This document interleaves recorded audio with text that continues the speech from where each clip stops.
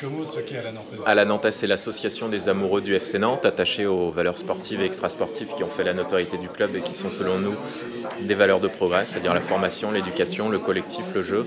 Et par ailleurs, on porte le premier projet d'actionnariat populaire du football français pour non pas racheter le FC Nantes, mais pour contribuer à la gestion en tant qu'actionnaire minoritaire. On souhaite monter au capital du FC Nantes.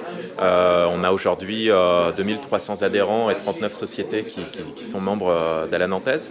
Et parmi ces adhérents, 390 sont devenus Canaries en action, c'est-à-dire ont contribué à la levée de fonds pour monter au capital du club. C'est-à-dire que l'association détient à l'heure actuelle 35 000 euros, une somme qui peut faire sourire si on pense que l'objectif est de racheter le club, mais ce n'est pas du tout le cas.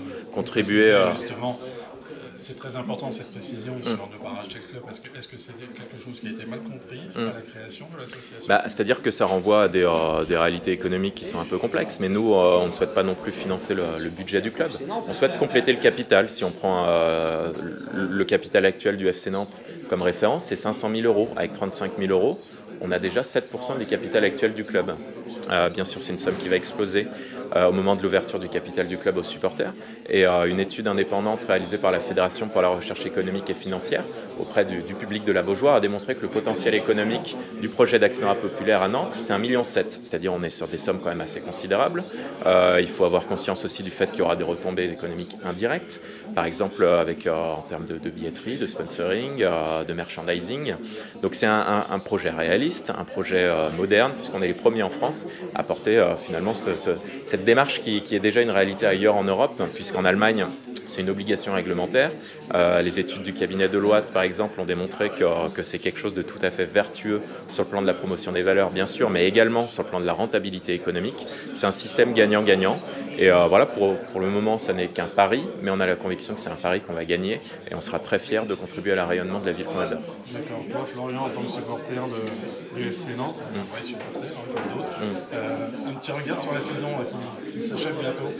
On est très heureux de valider notre maintien en première division et on espère qu'à l'avenir, on va renouer aussi avec les valeurs qui ont fait la notoriété du club, de la formation. On est très attaché à ça, on voudrait voir des jeunes, on voudrait aussi que le FC Nantes se remette à inventer.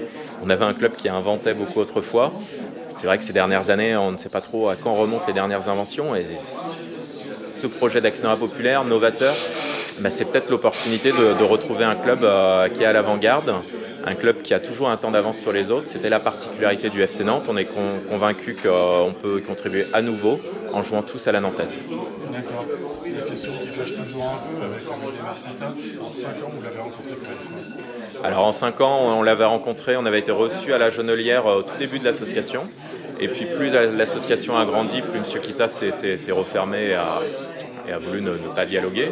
C'est quelque chose qu'on regrette, mais en même temps c'est son choix, on le respecte tout à fait. Et pour nous l'enjeu c'est être prêt, être dans les starting blocks au moment du prochain changement d'actionnaire de référence pour l'accompagner, pour contribuer à la gestion du club. Kita pour nous c'est pas un souci, il a le droit de ne pas être prêt à mettre en place ce système d'actionnariat populaire. Nous ce qui nous intéresse c'est l'avenir et l'avenir on est convaincu que ça va être à la Nantaise.